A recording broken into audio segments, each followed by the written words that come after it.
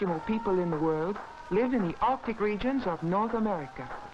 Altogether, there are only about 35,000 Eskimos. Here in the frozen north, the land is barren, and food is very scarce. Our villages are small and far apart. In this Arctic region, the summers are short and cool. Our winters last for nearly 6 months and are very cold and stormy. My home is one of the snow-covered houses in a village called Point Hope. It is on the shore of the Arctic Ocean in northwestern Alaska. Our lighthouse helps us to find our way across the flat, snow-covered land. Even in the summer, only a few ships come to Point Hope. None at all come after the winter storms begin in November. Our people depend upon the cold waters of the Arctic Ocean for much of their living. Alaska is a territory of the United States, and the Eskimos who live here are American citizens. My name is Harry. Vera is my sister.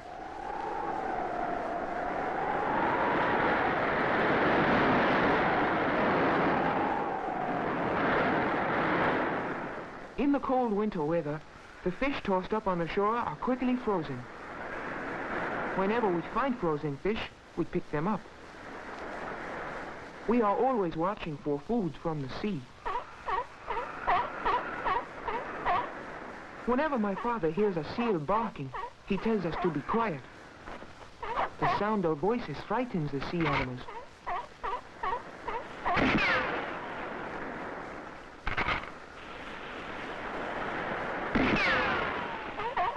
From seals, we obtain food and clothing. When father kills a sea animal, he throws out a hook on the end of a long line to haul the catch ashore.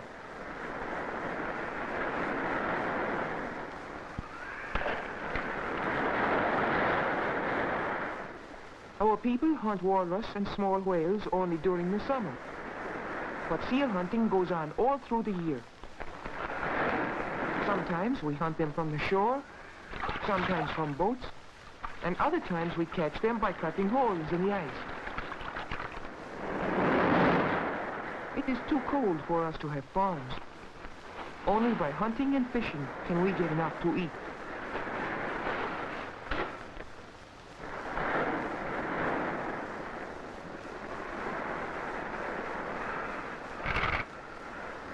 Even the seabirds are used for food.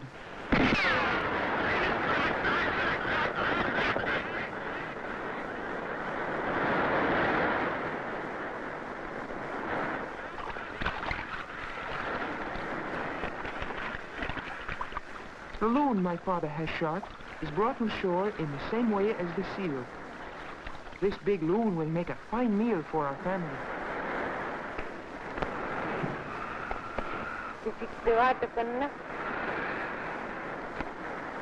If we Eskimos were not good hunters, we would all starve to death.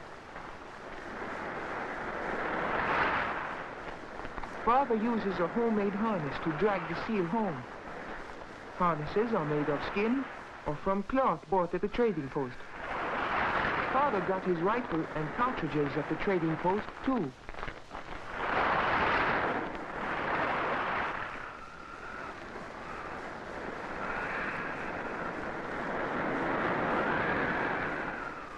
Like most Eskimo villages, Point Hope is close to the ocean. Although in summer we have many hours of daylight, from November until February, we will not see the sun at all.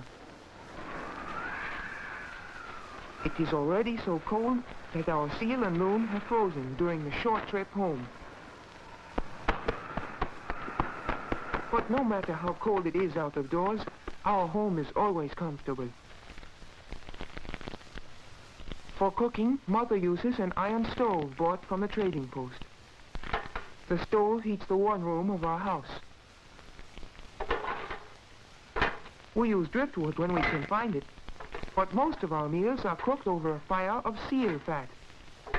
This is called blubber and makes a very hot fire. We eat lots of raw fish. When fish are frozen, We let them thaw so the skin will come off easily.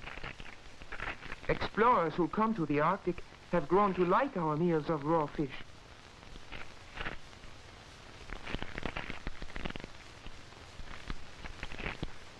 It is our custom to dip the fish in seal oil. The combination of fish and oil gives us some of the vitamins we need.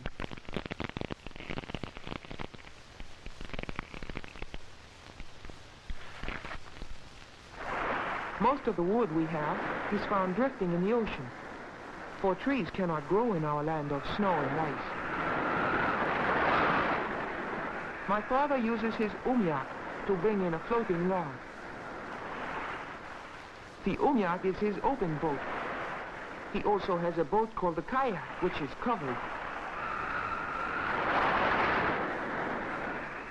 Some of our boats are made of skins stretched over frames of walrus bone. Others we make from canvas and wood bought at the trading post. We Eskimos continually watch the shoreline, always hoping that something useful will come floating in from the sea.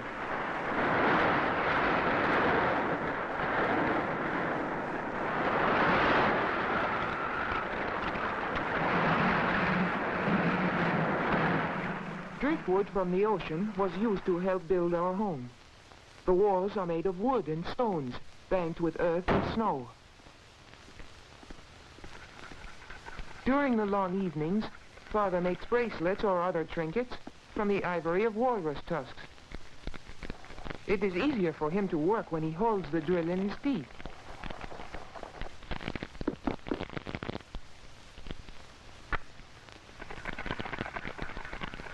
My mother, like all Eskimo women, is very good at making boots and fur clothing.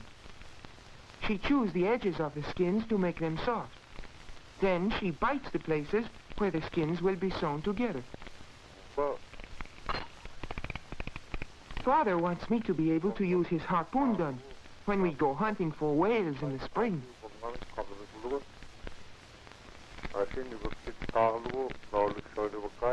Mother is teaching my sister to sew.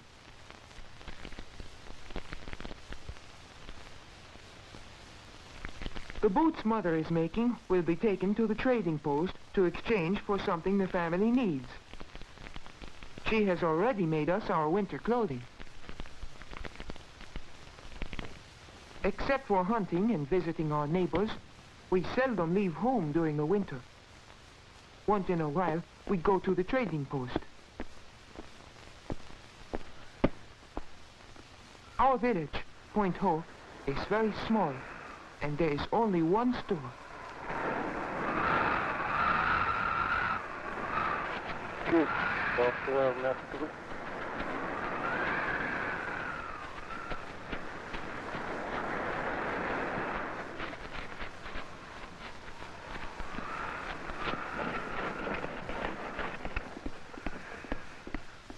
We have seen everything the storekeeper has on his shelves many times before, but we enjoy looking at them again.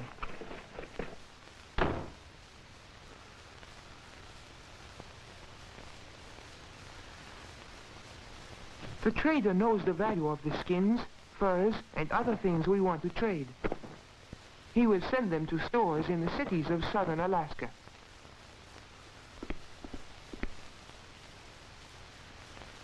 I found these old-fashioned spears in an abandoned settlement. Perhaps some museum will want to buy them from the trader.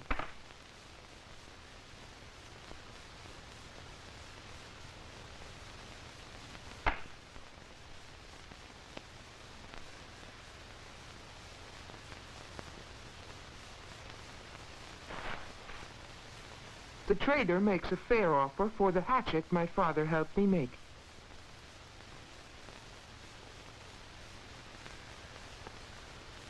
Many more things can be bought at the trading post than when my father was a boy. Ships and airplanes have brought us into closer contact with the rest of the world. We buy the things we cannot make ourselves. Trading is the only way in which we can get many of the supplies we need, for almost nothing grows in our cold land.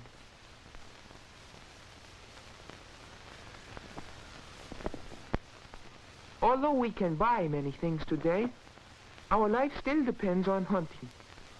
Unless we are successful when we hunt, we will have nothing to trade at the store. As winter nears, everyone waits for the ocean to freeze. When the salt water begins to turn to ice, it is soft and is carried by the tide and ocean currents.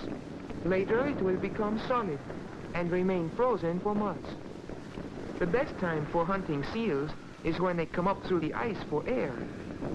Before the sea ice has frozen hard, Father learns that there is a herd of caribou in the neighborhood. We take the dog team because we need the sled to carry supplies and to bring back the caribou meat if we are lucky.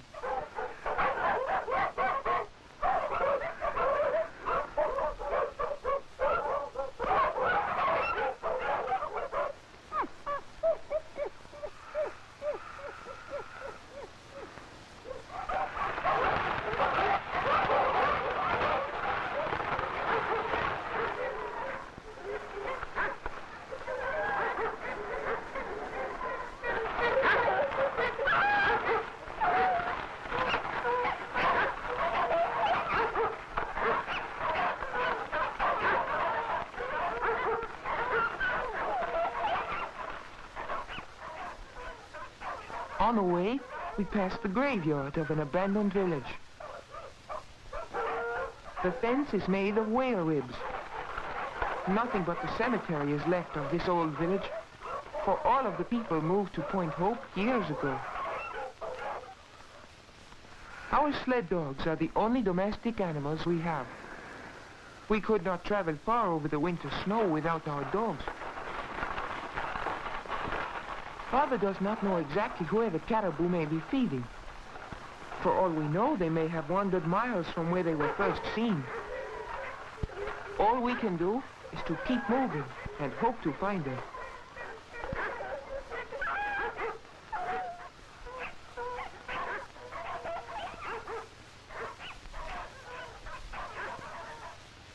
When we come to a place where the snow is soft, the dogs have difficulty hauling the sled.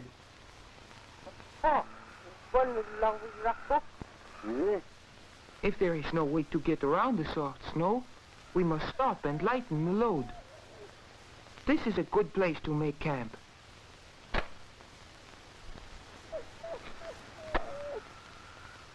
We have brought enough food and fuel for several days. To build a shelter, we cut blocks of snow for the walls.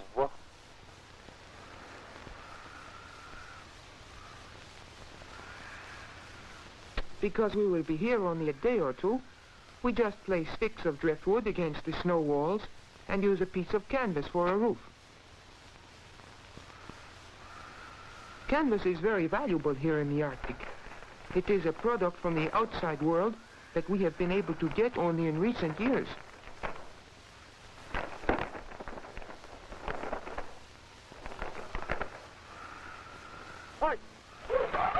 Now that the supplies have been stored at the camp, our dog sled can travel fast, even over soft snow. When Father thinks we are near the caribou, we leave the sled. By turning it on its side, we keep the dogs from running away with it.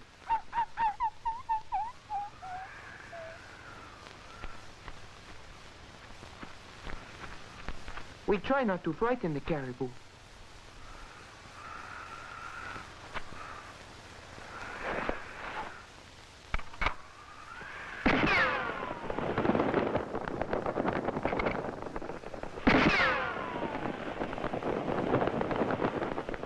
Father is a good shot.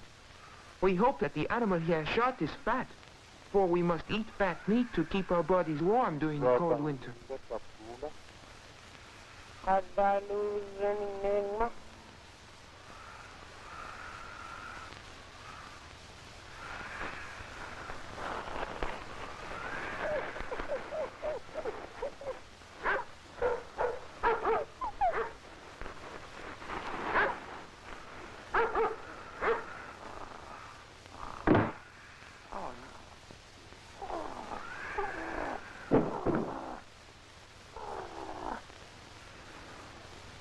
On our hunting trips, we seldom see other Eskimos, as there are very few people in our part of the world.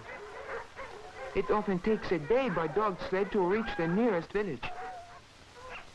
With so few of us living on so much land, we do not expect to meet other hunters from our own or neighboring villages, even when the weather is good.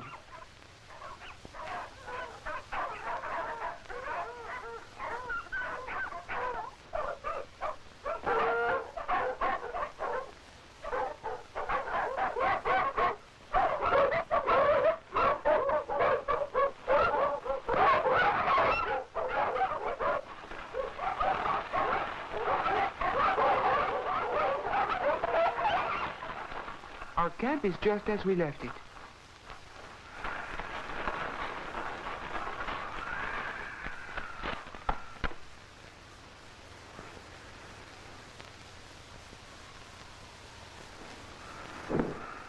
We must skin the caribou before it freezes. Otherwise, it would be difficult to remove the hide and cut off the meat.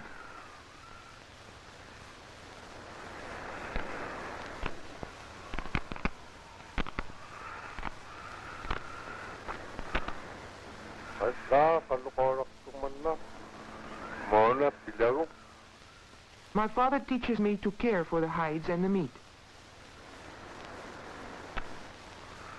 By cutting and skinning the animal first, we make the load lighter. Only the useful parts of the caribou will be carried home.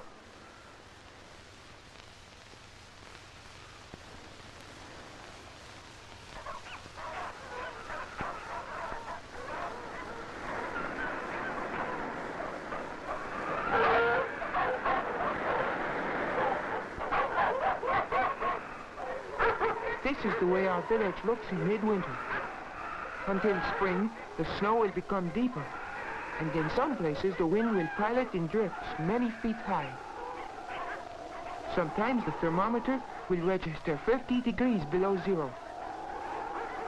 For months on end, when the snow is deep, the only sound besides the wind will be the barking of our dogs.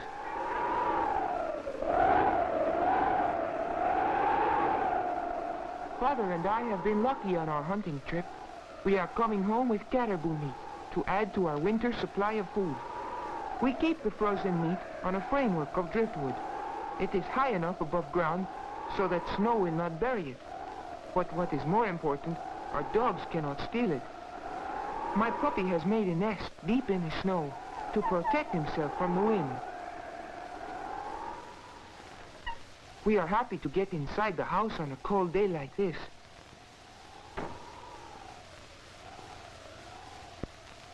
My mother is glad that we are back safely and pleased that we shot a caribou.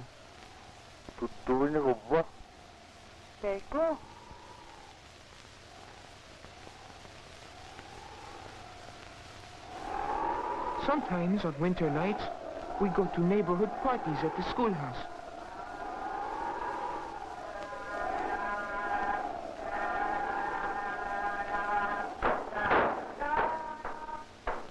The school has a gasoline engine, which makes enough electricity to light the building.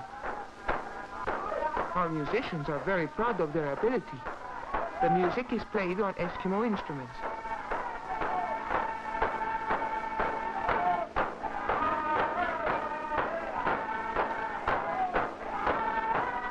Everyone in town seems to enjoy dancing.